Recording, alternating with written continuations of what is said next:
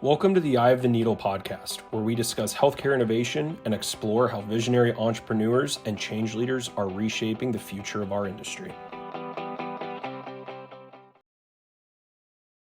Welcome to Eye of the Needle, episode 2. I'm your host, Pam Arlato.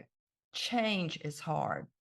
Mike Levitt, who was the Secretary of Health and Human Services under George W. Bush, said at a HIMSS meeting in 2019, transformation is a difficult thing to do. It doesn't happen overnight.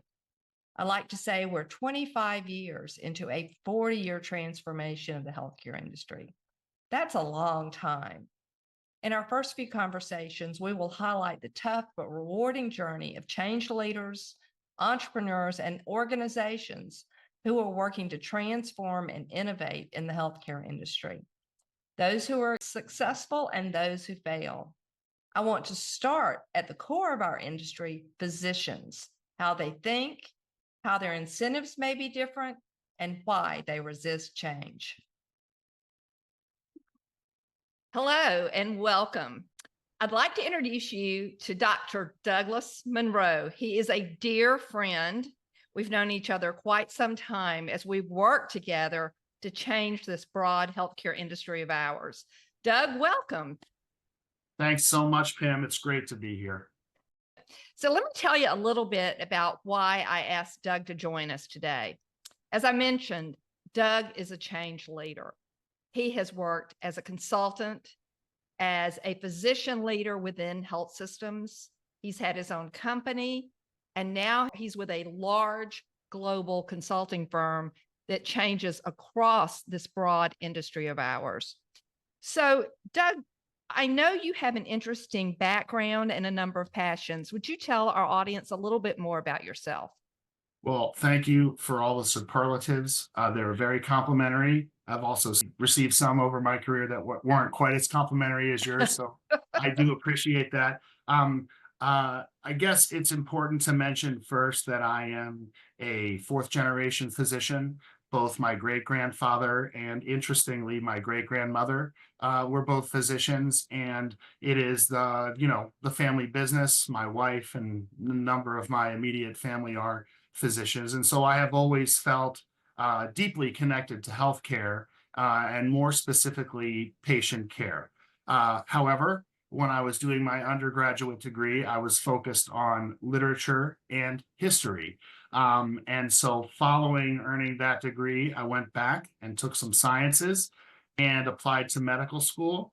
And I did my medical school at the Royal College of Surgeons in Dublin, Ireland, which was a very interesting course, a 5-year course in medicine. And it took place, obviously, in Ireland, whose healthcare model is very different from our own here in the United States. And when I came back, I knew I didn't want to practice, but I wasn't sure about what I could do. And so I went and got my MBA at Rice University. And while I was doing that, I was told that I should be a consultant, which, looking back now, perhaps was not the compliment that I took it as. However, I thought it was a good idea.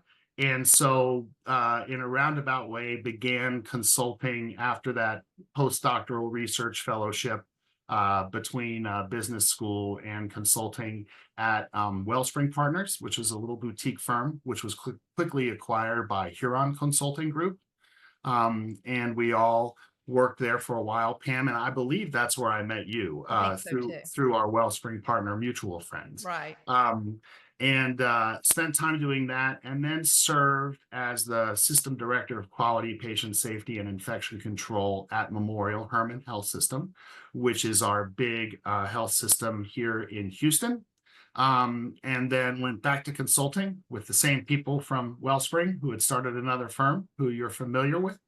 And after that, started my own firm, as you mentioned, really working with two experts who are clinical experts, Linda Spear and Virginia Kennedy. Virginia owns Infection Prevention and Management Associates, and they really taught me quite a bit working with them.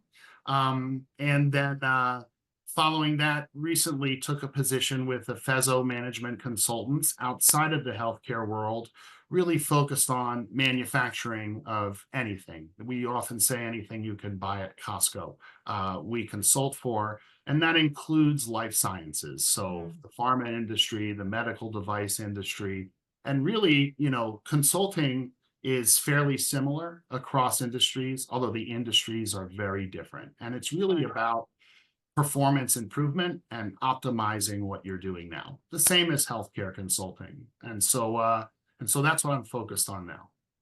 That's great. Obviously, in all of those stages of your career, you've had to deal with change. And the one thing that this podcast, as well as most of our conversations, will focus on is how hard change is in the healthcare industry. And, I'm very curious with your take on it. Part of the why of change and why is it so hard? Let's start there. I'd love to hear your opinions on why is it hard, and then why should we change? Could you talk about both of those topics for a minute? Well, let me take those in reverse order and Fine. talk about why we should change first. Okay. I think science, the word science implies change. Discovering new things, making things better, and studying reality and figuring out what we know about it and how we can devise and implement change to make things better. And so, in healthcare, as science, as a science, we're always looking for how we can improve the way we treat patients, or how do we take unnecessary cost out of our processes to make it more efficient, which ultimately ends up in improved access for those who are trying to access healthcare services. And so, I think we pursue change, or at least in my estimation, we pursue change in healthcare because we are trying to make things better than they are now. And that is true from the 1800s and the advent of germ theory, kind of just during and after the Civil War. That was a big change for us in healthcare.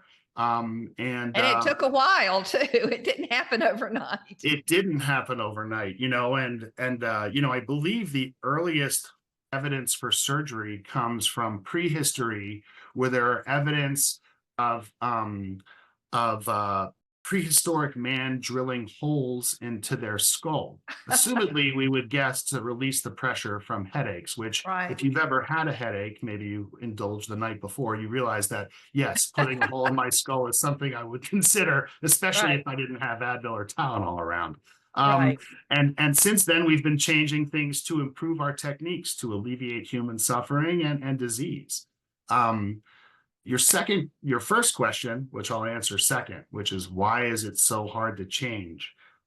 As a business school graduate, the first thing I always look at to study behavior, or one of the first things I look at, is incentive. And we know from economic theory and science that by and large, humans respond to incentive. And I'm not just talking about financial incentive, Pam. There are all kinds of incentives. There are emotional incentives, there are ego incentives, and there are financial incentives. And when we look at the healthcare industry and we wonder why it's so hard to change, one of the things that I always ask myself is, what are the incentives for the parties involved, and how aligned are the incentives between the parties involved? So if we look at, a hospital administrator primarily involved in business, what are their incentives? And a physician or a nurse, what are their incentives? And perhaps if we look at an insurance company, what are their incentives? Incentive doesn't mean just, the reasons for doing the right thing. Incentives are neutral, really, ethically, right? I either get paid to do this or I don't. It either makes me feel good to do this or it doesn't. And it doesn't necessarily mean that the incentives are always aligned with the best outcome. And so, in answer to your first question, I think one of the primary reasons it is so hard to change in healthcare, beyond the fact that we have to be careful about it because it can impact people's lives, especially patients, when we make change, is the fact that the difference in incentives for each of the players in healthcare are misaligned to one another. And perhaps for many of those players are misaligned to the outcome that I think we would all agree we want from healthcare, which is to treat disease and alleviate human suffering. And it's not clear to me that all the incentives in our industry are aligned to those types of goals. Well, one of the things these very first few episodes are focusing on is helping those individuals who are trying to drive change, whether they are an executive in a health system or an entrepreneur or even a large company that's trying to enter healthcare for the first time, understand why those that have come before them and failed were not successful. And I believe, and I think I believe you would concur, that not digging in and understanding those incentives is part of the reason some of these individuals and companies have failed. Is that fair? Yes, absolutely. I think that that's fair. And I think that if you miss trying to consider the incentives of any party or stakeholder that you're working with, then you are missing an opportunity to solve a problem, to close a loop that otherwise you might be able to close by considering those incentives. Well, and it's interesting you say that, because I read some of your newsletter where you talked about the engaged physician, and one of the comments you made, Doug, was that some physicians are so busy, don't assume they get the why of change or the why of performance improvement, that they may not even understand why you're trying to improve performance in the first place. Have you seen that over your consulting career and even when you were in health systems? I have, and being married to a physician and the relative of many physicians, I can understand their point of view. They are engaged on a daily basis in trying to change the health status of the patients that they serve.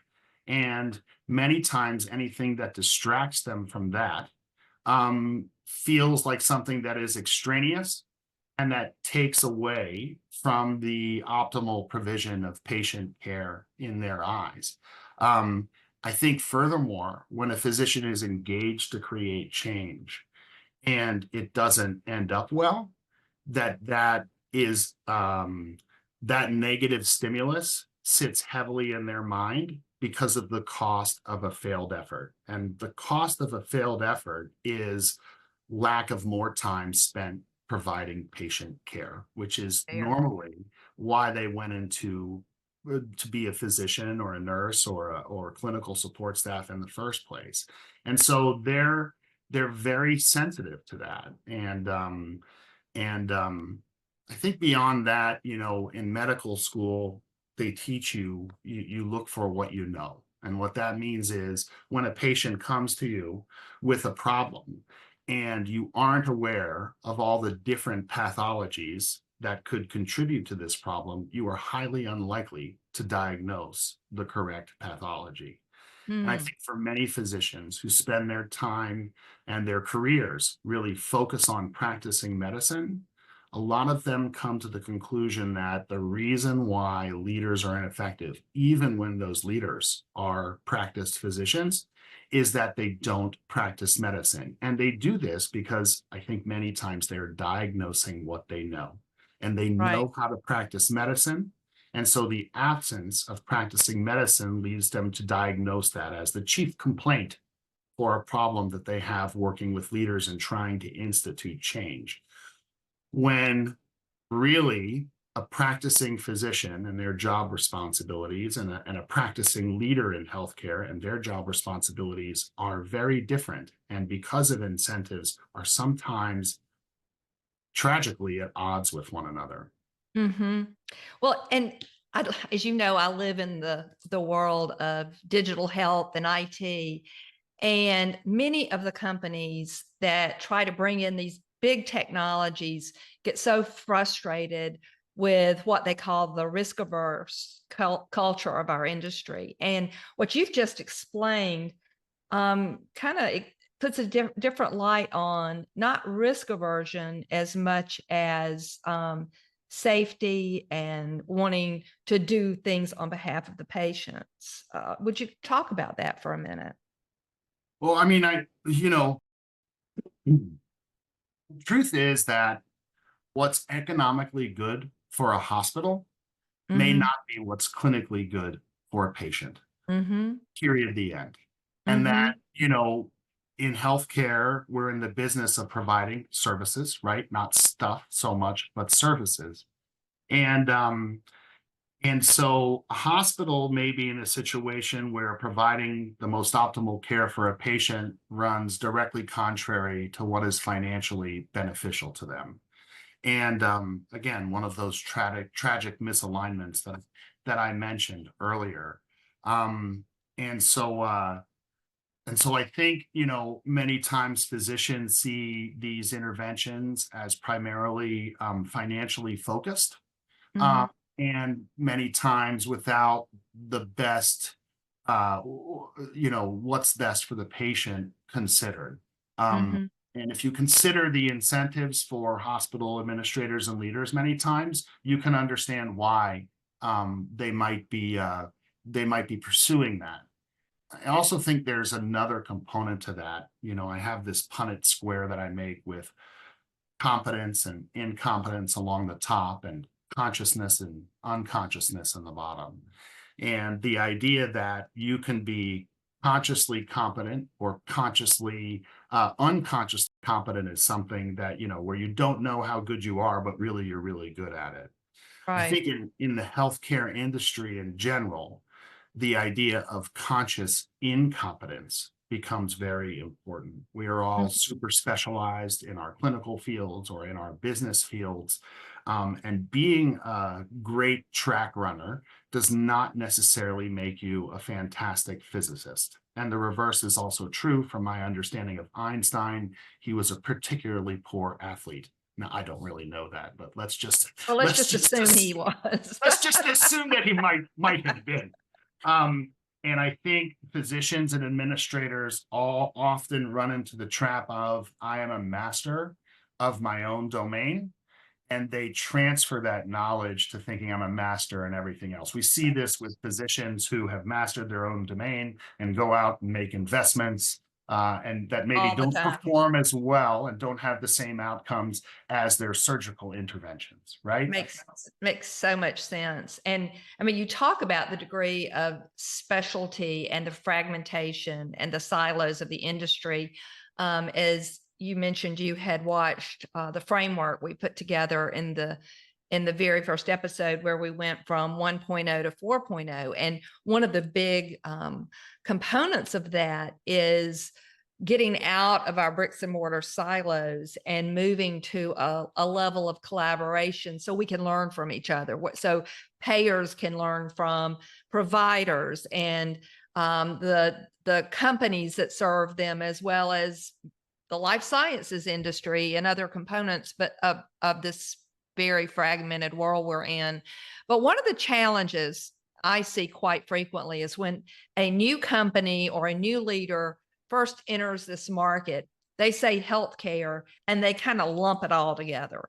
They don't understand that this specialty may have a very different set of incentives or personalities even from this specialty, or this part of the industry, the care provider or health systems may be very different from big pharma, et cetera. So talk a little bit about those different sectors, if you will, and maybe even some of the subsectors or subspecialties, and how you think that kind of influences where we are today in terms of this complexity of change.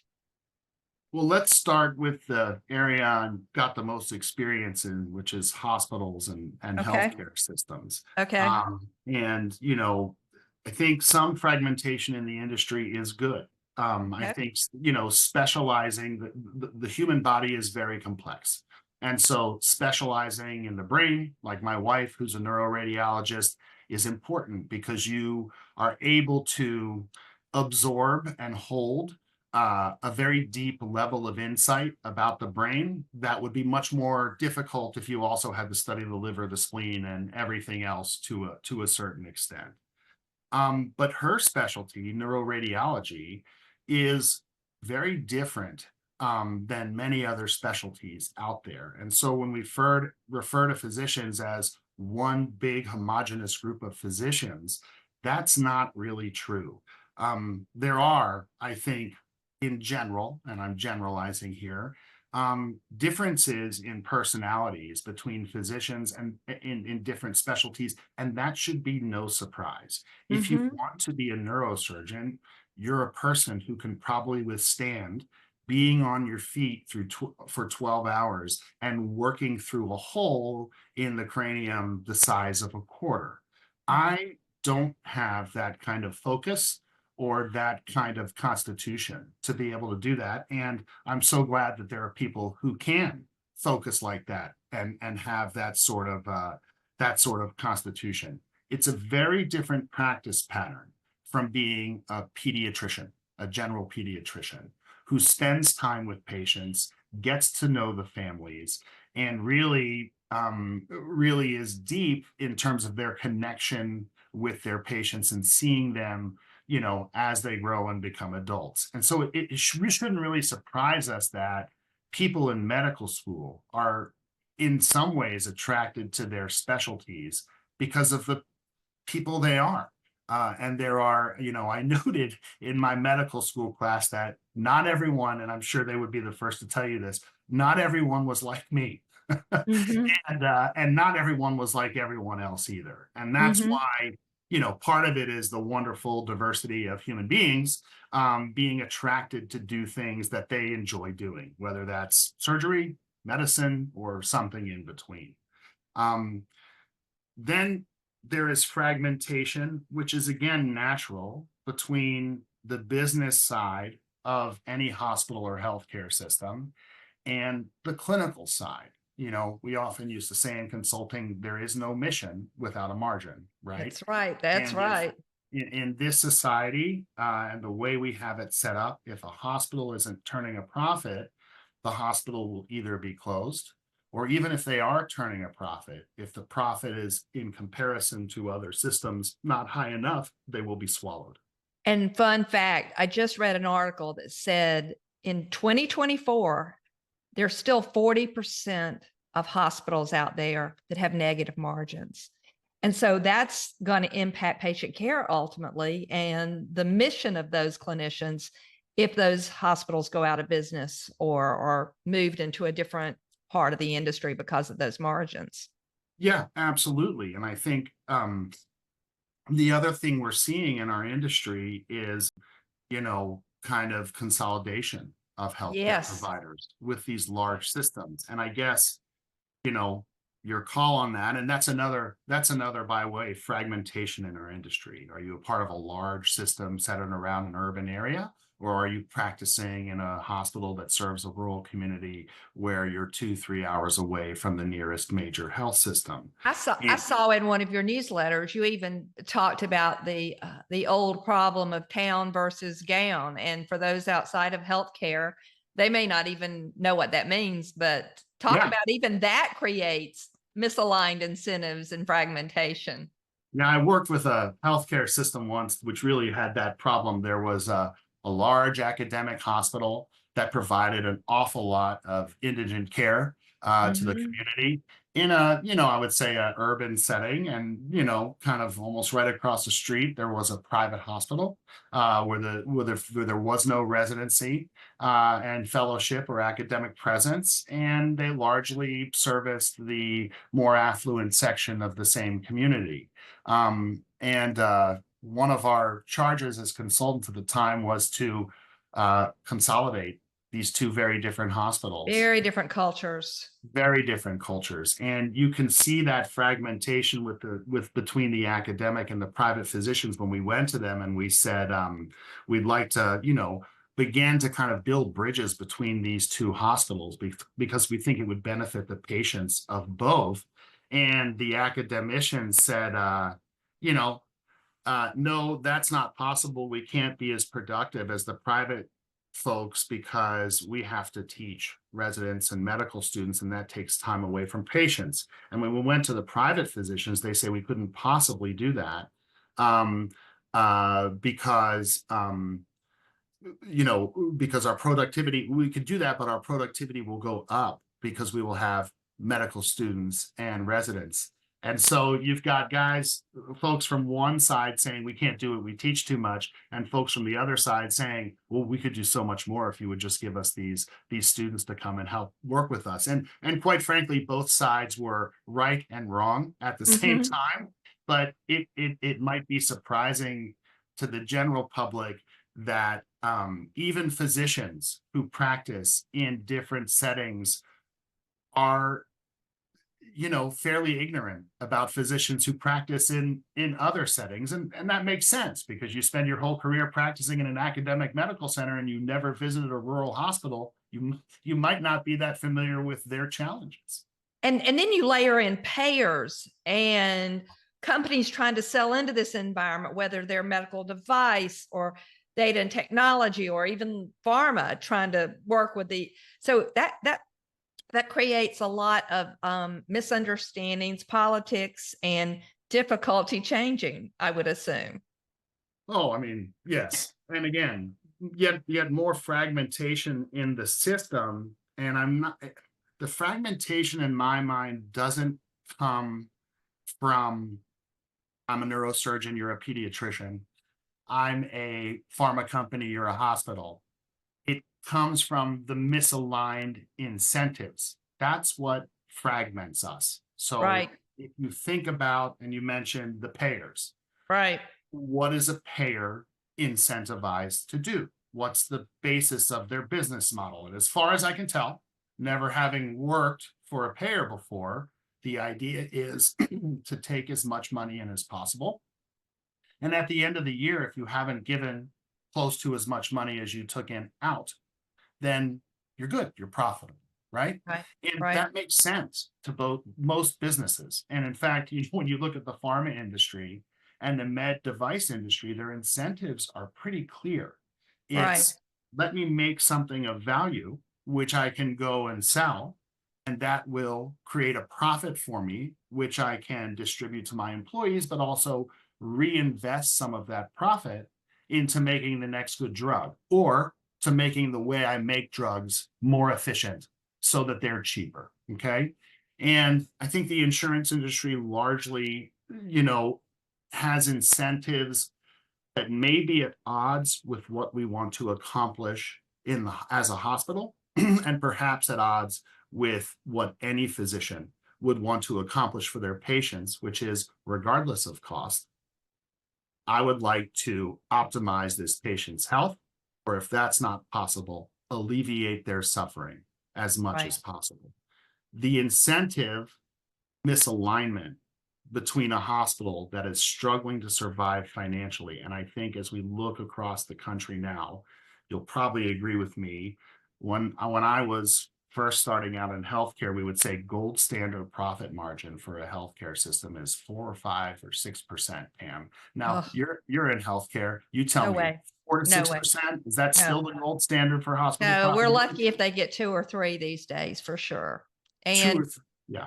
Yeah, and let me kind of segue a little bit, because this ties to the next topic I want to cover, which the industry has been working over 10 years to shift toward what we call value-based care or population health management. And then that's from the traditional fee-for-service. And we've talked for years about having a foot in 2 canoes.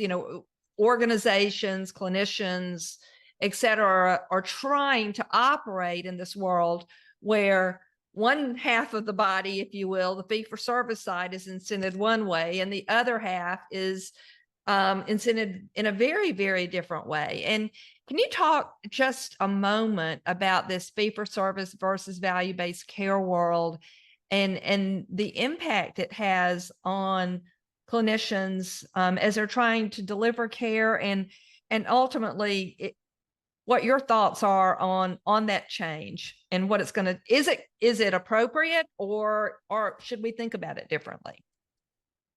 Well, I think when you hear many physicians, especially physicians who've been practicing for 30, 40 years, talk about fee for service, they talk about it nostalgically. And they say, I remember back when you could do a service for a patient and you would get paid for it. The insurance company would pay you and it would be covered, and there was no question that it would be covered. And then we moved into the kind of value-based care proposition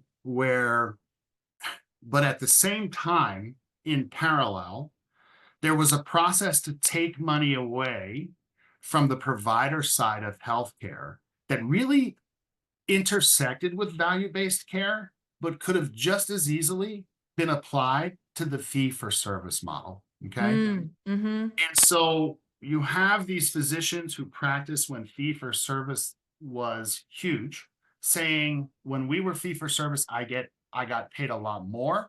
I knew that I would get paid, when I would get paid, and how much I would get paid. And the complaint is often, under value-based care, I don't know how I'll get paid, if I'll get paid, and if I do get paid, how much I'll get paid.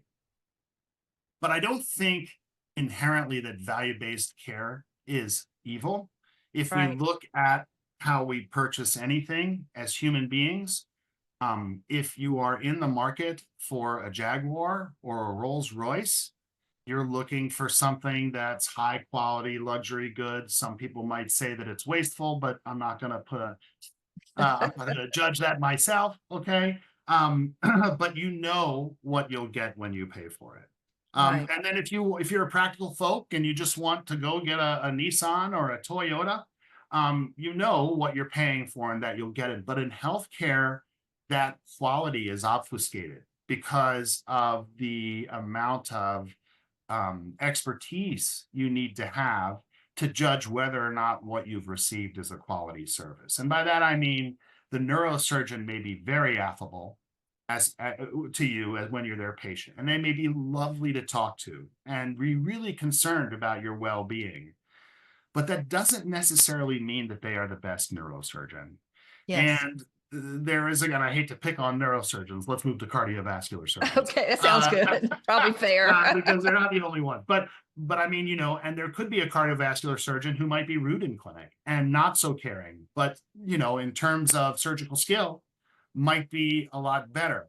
I don't think it's a novel or particularly contentious statement to say that patients want to pay, many may be happy to pay more for care that is higher quality and has better outcomes than care that is lower quality or provides you less access to appropriate services and maybe has poorer outcomes. But I think if you superimpose the overall goal of taking money out of providers and out of hospitals and centering it into a payment model, which you believe is going to push science forward, you superimpose that over the change from fee-for-service to value-based care to the people to whom the reimbursement is changing.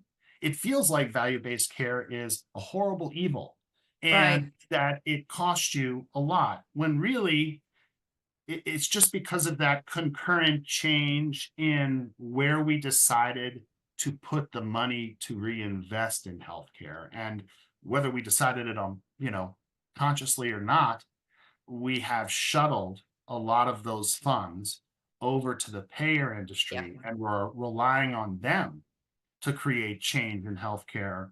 And I'm not going to belabor this, but we've already discussed what their, apparent incentive. Well, it's like I went to a conference a few years ago, and the speaker he went around the room and asked everybody to give him $1 bill if they had it in their pocket. And this is when people still carried cash. Now that they don't do that anymore, he couldn't have done this exercise, but he had a wad of dollars, and he goes, I just got money from the fee-for-service industry. You all contributed $1.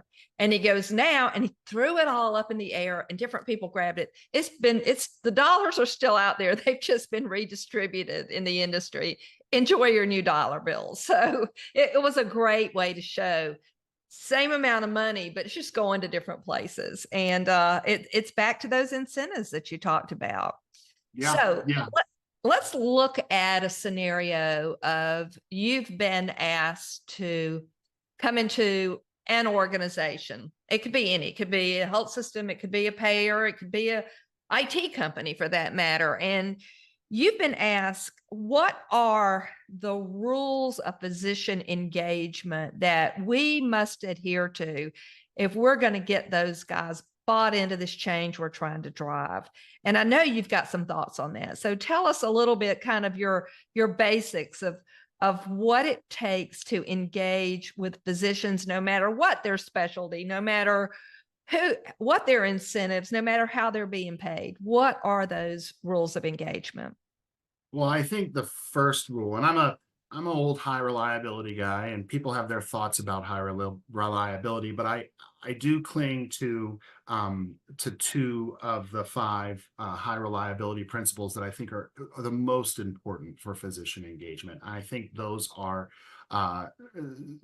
deference to expertise and sensitivity to operations.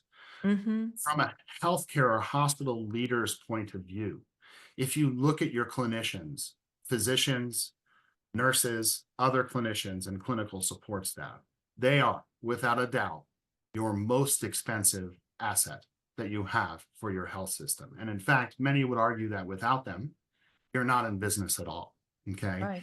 I think many times, as on the business side, as we race to conform to incentives that are changing, whether they be regulatory or payer imposed incentives, sometimes we can miss the fact that there is an extremely expensive and an extremely qualified group sitting over here that is going to be impacted by our decisions, and that is the practicing clinicians. And so my first rule of physician engagement is that no change that can impact patient care is made without the consensus of clinical practitioners. Now, that doesn't mean that one doctor can stand up and put a stop to all of your plans, but it does mean if the physicians sit around the table, they look at the data, the idea is presented to them, and they say the cost is too high for those patients, then as a hospital or healthcare system leader, you should be very, very careful about the decision you make next.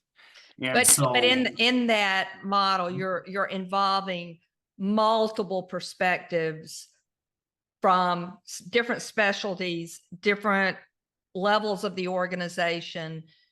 So it's back to getting that collaborative approach. You have to leverage the expertise of your clinical stakeholders when you're in medicine. If you talk to an engineer working for an engineering company, they don't go, oh, the CEO made a decision and so physics changed and we designed the engine differently based on what the C-suite had to say. That would be a recipe for disaster. And just as much as it is there, it's also a recipe for disaster in healthcare.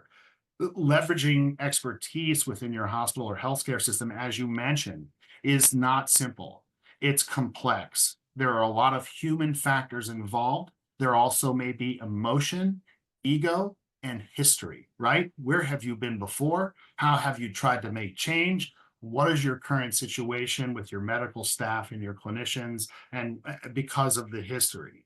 But yes, organizing those resources in a way that allows for clear, accountable decision-making is the first step in physician engagement. And any answer I gave you within the confines of this podcast would be, unfortunately, sadly short of what it takes to do that.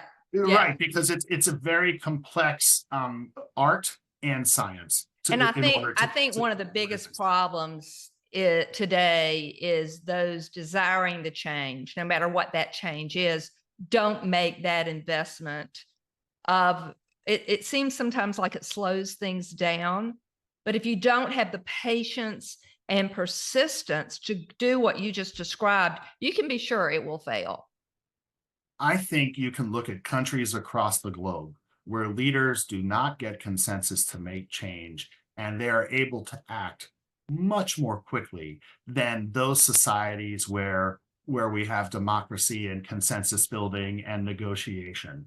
But I would tell you that if you also look at those countries, you will probably come to the conclusion that their outcomes, even though their agility and speed is higher, their outcomes may be lower because they didn't take the time to leverage the appropriate expertise. I'm all about speed, and I'm all about changing things as quickly as we can, unless, it's my mother in the hospital bed that you're treating, or my sister, or my wife. And so I think speed is important, but speed without the appropriate level of expertise and operator engagement can be incredibly destructive, both financially and clinically for patients. Yeah, and a lot of companies come in, they use things like agility and minimal viable product and all these things that are supposed to speed it up. But if they haven't focused on that people side of it, and that getting the buy-in, building the case for change, and getting the agreement, as you described, you can almost guarantee they will be in the healthcare graveyard and they won't make it long term. That's right. And by the way, if you can't get agreement from clinicians on a change that you're proposing, and there is serious pushback to it, you must begin to ask yourself why. And you must assess the risk clinically that you are posing to the patients you are charged with caring for. And so there is virtually no solution within a hospital or healthcare system that does not impact patient care. And so my argument would be the appropriate leveraging of clinical resources is the most important thing. Now, does it take skill to move opinion? Yes. Is it a lot easier just to tell people what to do? Sure. But if you're trying to optimize something, that telling people what to do, telling highly trained operators what to do is a suboptimal solution and will produce suboptimal outcomes. Do you have any other than this one very important one? That is one very important one. I think listening and asking as a consultant or a hospital leader or even as a physician is very important. As physicians, we're taught a process when we see a patient. You take a history, you do a physical exam. You might come up with your differential diagnosis first and then order tests, or you might come up with a preliminary differential diagnosis and order tests. Those tests confirm or deny your theory, and then you treat and optimize after that. And whether we're consultants or business people, all of that, I've got this great graphic that I have that shows a physician's process overlaid on the scientific method. It's the same thing. Overlaid on approach, deploy, learn, and integrate, and PDCA. It's all the same thing with different words.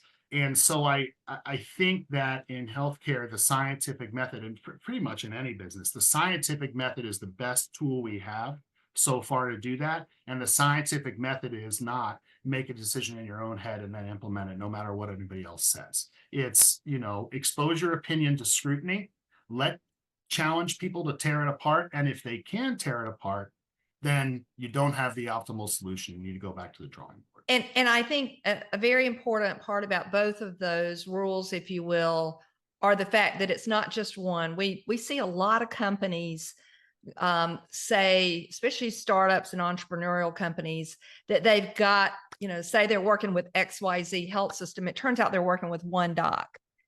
Right.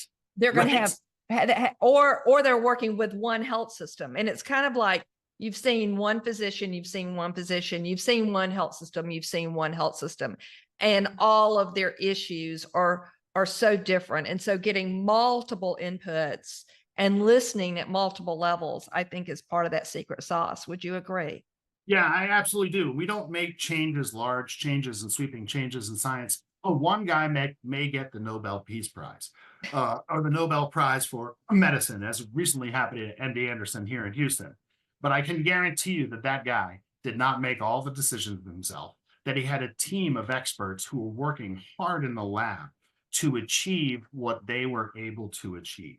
And I Right. think the same is true in healthcare. If you've met, look, you can roll out any physician and get any opinion you want from, a variety of physicians. But when you force experts into a room to speak with one another, they're able to call out what's inaccurate and come to a consensus, just like in normal science, that is much more valuable than an individual physician. Every time you say roll out an individual physician, I think of that scene where they roll out Hannibal Lecter in the face mask. And of course, he was a doctor, listen to him and take his opinions. And that's not the optimal way to make decisions.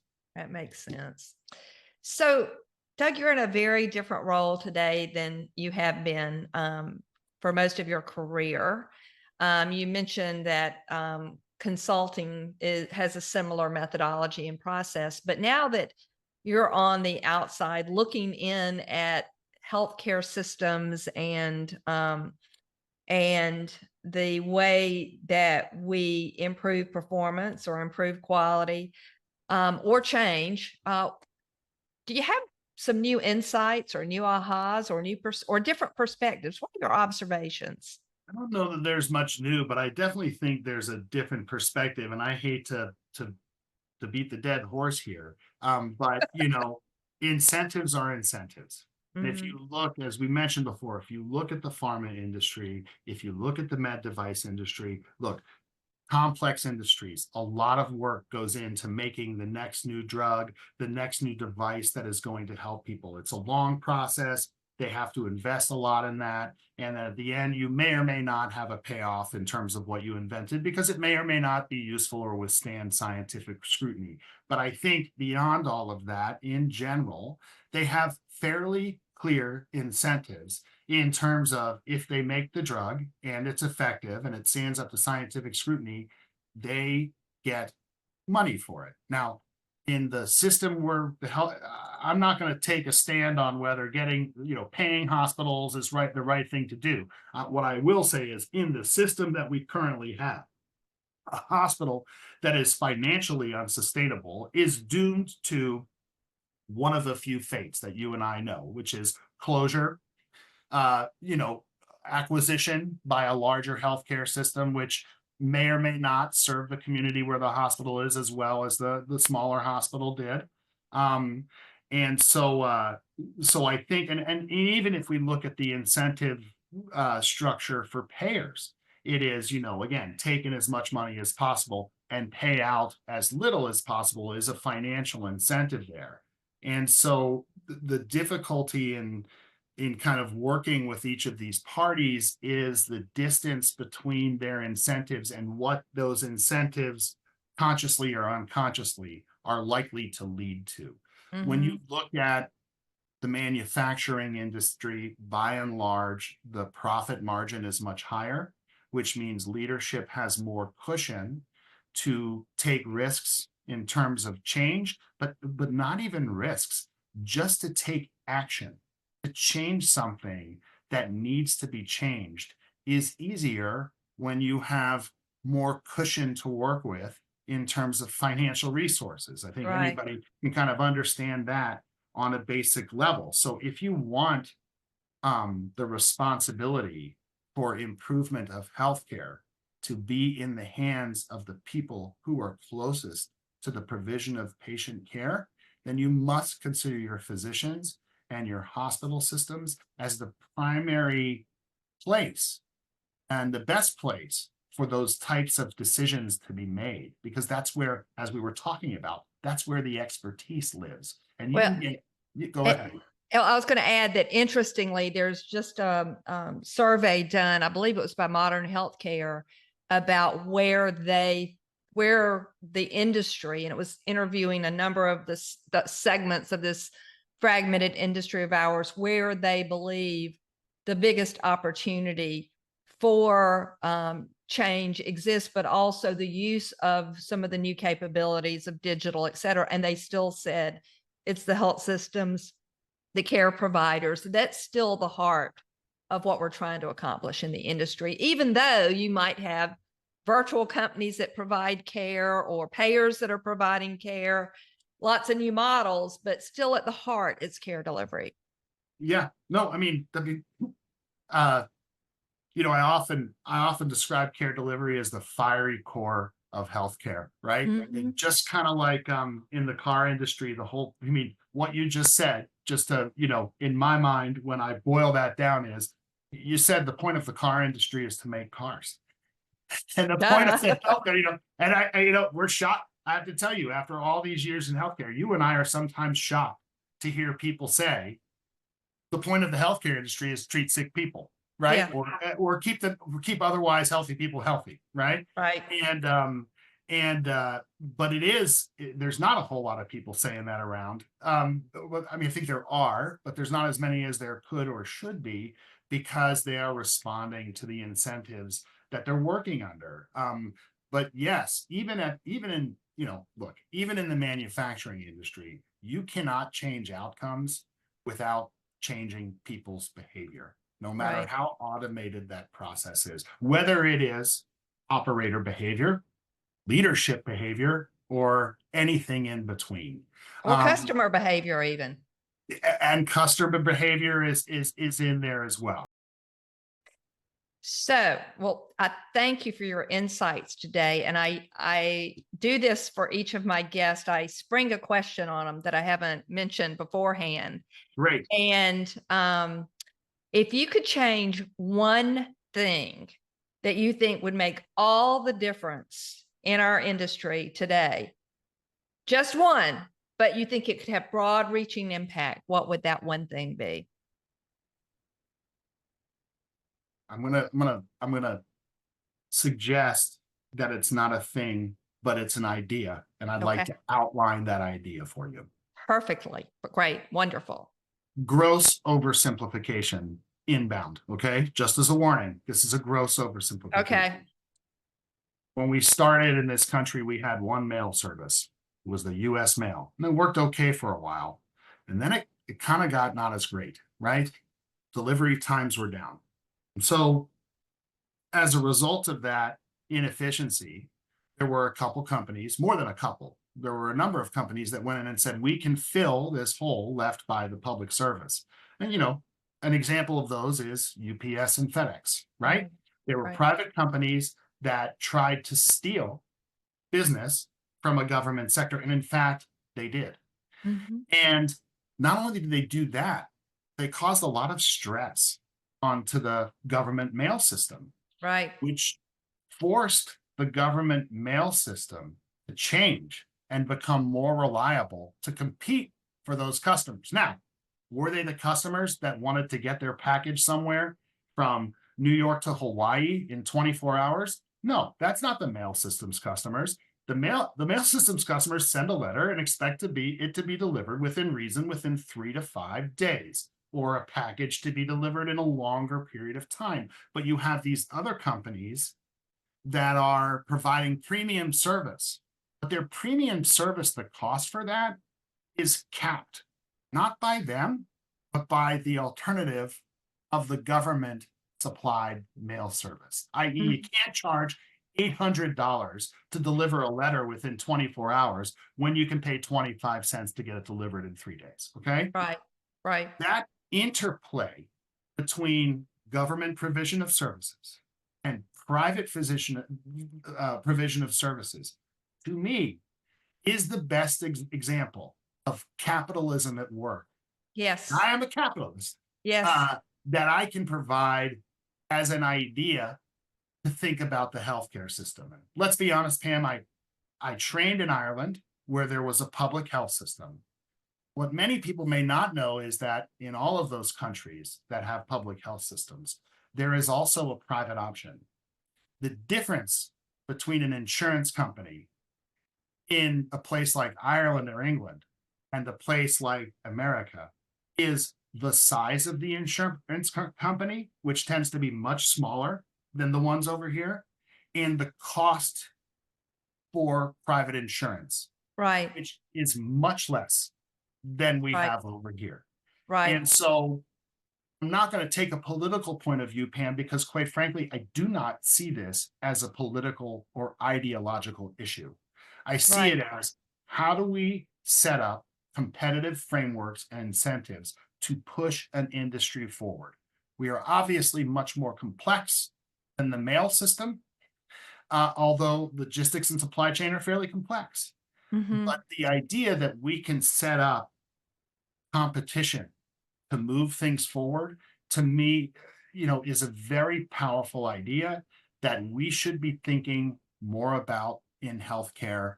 And we should also be thinking about where we want those healthcare dollars to terminate. Do we want them to terminate in an organization that whose mechanism is paying for healthcare, or do we want them to terminate with the people and at the organization that is providing that healthcare? So But that idea, I think, is very exciting because it is at its very core innovative, and it's asking others to be innovative. So sometimes change may recognize this is the status quo in a certain segment of the industry, and maybe that innovation is layered around it, on top of it, in partnership with it. It doesn't have to necessarily change that core. right. No, it Yeah. doesn't. And it's also whether you think innovation comes from people in offices who are trying to make decisions and think about it, or if you think true innovation comes from the operators who are out there actually doing it. I think there's a balance between the two, but I also think that the further you are away from that provision of care, the harder it is to make truly innovative decisions that are going to help that provision of care. And in my mind, let me just add one more thing here at the end, Pam, because when I was growing up, my parents, you just used to describe people in the healthcare business, on the business side, as well-intentioned Keystone cops. They're Yeah. both physicians, my parents, and that Yeah. they were running around trying to do the right thing, bumping into each other and making it harder for all the physicians and clinicians And to if they do just their work. get out of the way, everything. Just get out of the way and Yeah. it will be fine. And I have to tell you, my grandfather, who was also a physician, used to say that to me, when you are a doctor, and I was 6, okay, when you are a doctor, You had no choice.